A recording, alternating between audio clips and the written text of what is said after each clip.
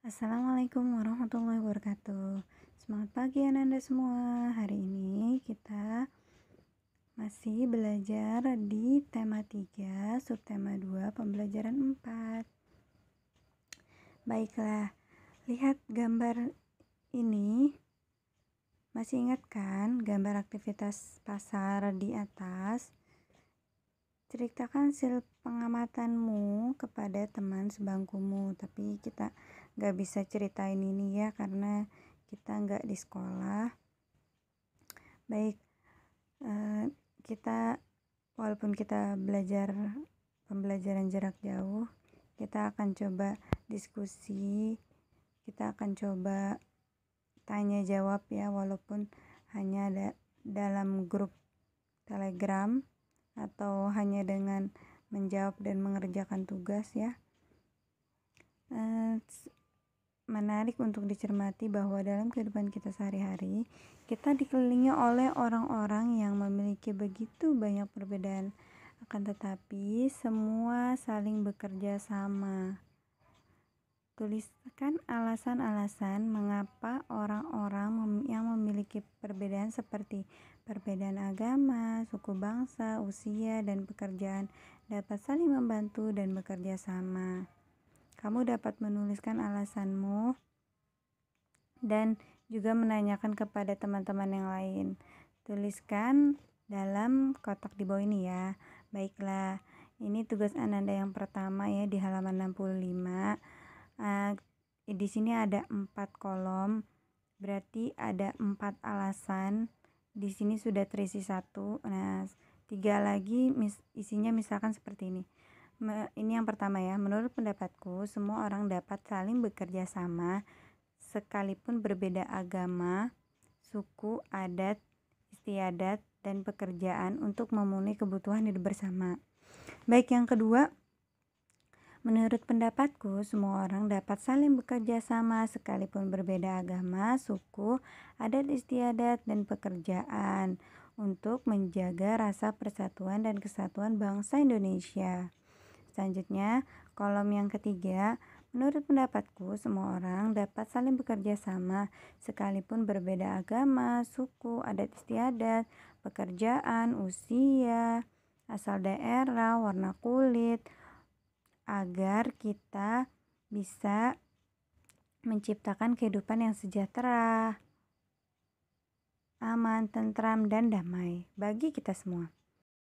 Sebelum nonton, klik like, subscribe, dan bel notifikasinya ya. Terima kasih. Selanjutnya di kolom keempat bisa Anda tulis, menurut pendapatku, semua orang dapat saling bekerja sama sekalipun berbeda agama, suku, adat istiadat, dan pekerjaan. Hal tersebut untuk menjaga perdamaian di bumi Indonesia ini agar tidak ada konflik, tidak ada permusuhan. Oke, baik, selanjutnya di sini ada gambar beberapa, ada alat musik daerah, ada pakaian daerah, dan di sini ada peta Indonesia. Apa yang kamu lihat dari beberapa gambar di atas? Apakah hubungan semua gambar tersebut dengan gambar peta Indonesia? Gambar ini semua berbeda-beda, berasal dari daerah yang berbeda, menunjukkan adat istiadat yang berbeda-beda dalam satu negara, yaitu negara Indonesia. Di peta Indonesia ini ya, bangsa Indonesia memiliki sebuah semboyan yang luar biasa. Ananda tahu semua kan ya, Bhinneka Tunggal Ika. Bhinneka Tunggal Ika memiliki arti berbeda-beda tetapi tetap satu tujuan, bahwasanya sekalipun di Indonesia terdapat begitu banyak suku, agama, ras, adat istiadat, bahasa, warna kulit, berbeda pekerjaan, berbeda penghasilan, semuanya bersatu sebagai saudara sebangsa dan setanah air. Perbedaan dan keanekaragaman yang ada justru menjadi sebuah kekuatan yang ada pada akhirnya memperkaya sifat budaya bangsa Indonesia dan lebih memperkuat persatuan dan kesatuan bangsa. Apa yang kamu dapat simpulkan dari bacaan di depan? Berikan pendapatmu. Kesimpulannya, kita harus menjaga persatuan dan kesatuan. Tidak boleh saling menghina, saling meremehkan, saling menjatuhkan, walaupun berbeda suku, agama, ras, adat istiadat, bahasa, dan lain-lain. Kita harus tetap bersatu karena kita adalah saudara sebangsa dan setanah air. Berikan contoh-contoh kegiatan yang dapat kita lakukan atau mungkin sudah kamu lakukan untuk mendukung keragaman sosial di lingkungan sekolah. Sudah ya, Ananda itu setiap hari Kamis ada ekskul tari daerah yang di ekskul tari baik daerah dan modern yang dilakukan setiap hari Kamis. Kemudian banyak lagi ya yang dilakukan di sekolah, festival seni, kemudian dan lain-lainnya lah ya. Dengan keberagaman manusia dapat saling bekerja sama, bahu-membahu untuk memenuhi kebutuhan hidupnya, baik secara ekonomi, sosial maupun budaya.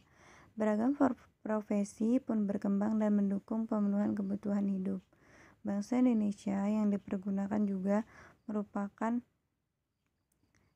bahasa Indonesia yang dipergunakan juga merupakan salah satu contoh hal yang menjembatani perbedaan sosial budaya yang terdapat dalam masyarakat Indonesia. Jadi bahasa Indonesia sebagai bahasa persatuan. Lihat di sini, gambar di sini ada anak SD yang sedang memainkan alat musik daerah dan menari ya. Di sini ada gambang kromong, terus di sini ada menarikan tari daerah. Kegiatan apa saja yang dilakukan anak gambar tersebut?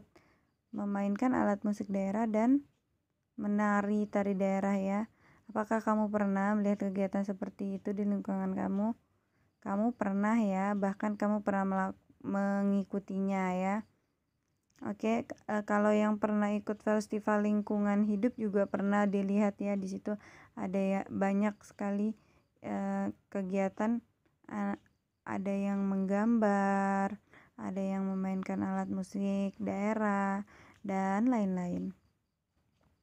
Baiklah, ini kita lanjut lagi ya.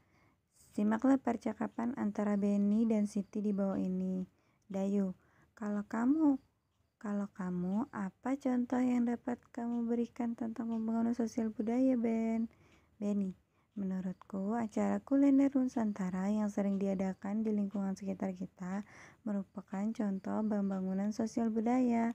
Dengan begini, kita dapat melestarikan makanan khas daerah kita, juga turut memperkenalkan kepada orang-orang lain yang berbeda kebudayaan dengan kita untuk terus mencicipi dan bersama-sama menikmati makanan khas daerah tersebut. Siti, betul sekali, Ben. Kamu tahu tidak, acara kuliner Nusantara yang diadakan minggu lalu itu sukses besar loh, semuanya berkat iklan-iklan di media cetak dan elektronik yang beredar sejak sebulan sebelumnya. Nah, ini dia iklannya. Pesona Pangan Nusantara ke-10, Jogja Expo Center, 27 November sampai 01 Desember 2015. Iklan memang harus dibuat semenarik mungkin agar dapat menarik perhatian mereka yang melihatnya. Oleh karena itu, penting untuk selalu berhati-hati dalam penyampaiannya. Berikut adalah kegiatan yang sebaiknya Ananda lakukan bersama orang tua di rumah. Baiklah, di sini Ananda ini untuk tugas ya, bisa dikumpulkan yang halaman 69 besok atau besok. Pertama, carilah 2 iklan ya di TV. Misalkan contoh judulnya iklan susu Hilo, terus judul iklan kedua iklan susu Frisian Flag gitu ya. Kata-kata kuncinya apa? Misalnya kata kuncinya tumbuh ke atas, terus minum Hilo setiap hari gitu ya. Atau Frisian Flag kata kuncinya apa lagi. Oke, selanjutnya Siti, percakapan antara Siti, Udin, Dayu. Siti, jadi tidak kita belajar bersama hari ini? Jadi ya, di rumahku asyik. Aku sudah Aku sudah menyiapkan minuman ringan loh. Itu yang sedang banyak diiklankan akhir-akhir di televisi. Sejak saat ada iklan itu, aku selalu membelinya. Siti, wah, setauku, semua jenis minuman ringan itu tidak baik bagi kesehatan, Din. Kadar gula dan pengawetnya tinggi. Belum lagi bahan-bahan kimia lainnya. Jangan terlalu sering mengonsumsi minuman ringan seperti itu, Udin. Bisa jadi kamu benar, Siti.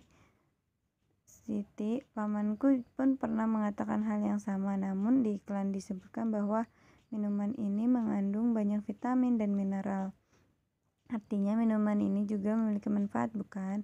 Dayu, tentu saja semua iklan dimaksudkan untuk menarik hati pembelinya, Din. Akan tetapi tidak semua yang diiklankan itu memang benar adanya. Kita harus selalu berhati-hati dalam memilih apa yang akan kita konsumsi, Siti. Setuju dengan Dayu. Wah, ternyata penggunaan kata-kata kunci itu sangat bermanfaat ya, terutama untuk menarik perhatian pendengar dan pembacanya. Jika memang demikian, bagaimana kalau kita membuat larutan minum sehat sendiri? Betul sekali, Siti. Sekarang ada yang dikenal dengan infused water atau minuman berenergi. Infused water atau spa water atau dalam bahasa Indonesia disebut air infus sedang menjadi tren kesehatan yang baru di luar negeri. Kini air infus juga merebak sampai di Indonesia. Air infus ini adalah air bening yang telah diberi tambahan potongan buah atau herbal sehingga memberikan sensasi rasa air tertentu. Air infus bermanfaat bagi kesehatan. Secara teknis, air infus dibuat dengan memasukkan irisan buah-buahan ke dalam air putih, kemudian didiamkan beberapa lama sampai sari buahnya keluar, dan air akan berubah rasanya. Namun, jangan hanya ikut-ikutan mengkonsumsinya ya. Kenali dulu manfaat dari bahan-bahan yang dimasukkan ke dalam air dalam botol tersebut. Dengan mengenali manfaat dari bahan-bahan yang digunakan, kita dapat memperoleh lebih banyak manfaat yang sesuai dengan kebutuhan tubuh kita. Baik, di sini ada contoh minuman kesehatan. Anda buat salah satu minuman kesehatan ya. Bahan-bahannya 1,5 sendok makan perasan jeruk nipis, setengah jeruk lemon diperas, setengah timun diiris-iris, 4 lembar daun mint, bila ada, setengah liter air putih atau 500 ml atau sama dengan 2 gelas air ya. Oke, selanjutnya cara membuatnya. Pertama, jeruk nipisnya diperas dan disisihkan sebanyak 1,5 sendok makan. Jeruk lemon dibelah 2 dan diperas. Masukkan semua bahan ke dalam botol kaca atau botol minuman lainnya ya, berukuran 1 liter. Tutup rapat dan diamkan dalam lemari pendingin semalaman. Minuman berenergi siap dikonsumsi keesokan harinya. Buatlah ulasan sederhana tentang percobaan membuat infused water. Misalnya begini ya. Ini tugas Ananda ya. Selanjutnya halaman 71. Infused water atau air infus. Minuman kesehatan. Nah, kamu tulis apa yang kamu pakai bahan-bahannya. Ini boleh diganti ya. Kamu boleh ganti dengan buah lain. Misalkan kamu mau ganti dengan buah apel, atau kamu mau ganti dengan wortel, atau kamu mau ganti dengan sayuran atau buah-buahan yang lain, itu boleh ya. Jadi kamu tulis bahan yang kamu gunakan, bahan yang aku gunakan untuk membuat air infus 1, 2, 3 apa aja. Kemudian cara membuatnya kamu tulis. Kamu cara buatnya gimana? Pertama kamu ngapain dulu? Pertama kamu cuci dulu ya buahnya atau sayurnya itu. Boleh juga kamu memakai bahan yang sama seperti ini ya. Lemon, jeruk nipis, timun, atau kamu ganti yang lain juga boleh. Nanti kamu tulis cara buatnya bagaimana. Terus kamu tulis di sini, aku sudah selesai membuat minuman infused water.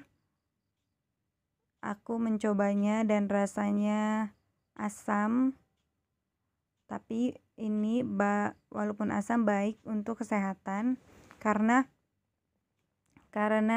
mengandung vitamin C yang banyak gitu ya, ditulis seperti itu. Dan satu lagi ya, kalau bikin air lemon itu nggak usah pakai air panas ya, karena bisa mematikan atau mengurangi kandungan vitamin C yang ada pada lemon atau jeruk nipis ya. Nah, sama penggunaan kayak misalkan ya, jadi lemon itu vitaminnya akan berkurang kalau dikasih air panas. Jadi pakainya itu air biasa aja, terus didiemin gitu ya, beberapa jam, 3-5 jam. Terus nanti Ananda bisa minum, bisa cobain rasanya itu, karena sari-sari dari lemon akan menyatu ya di air yang didiamkan selama beberapa jam atau semalaman ya, kayak gitu ya. Jadi nanti Ananda buat ini nih laporannya ya, infus water, bisa dikumpulkan nanti sore atau besok ya, karena kan ini didiemin dulu infus waternya, nanti baru dicobain, nanti baru bisa tulis ke simpulan akhirnya ya, kayak gitu.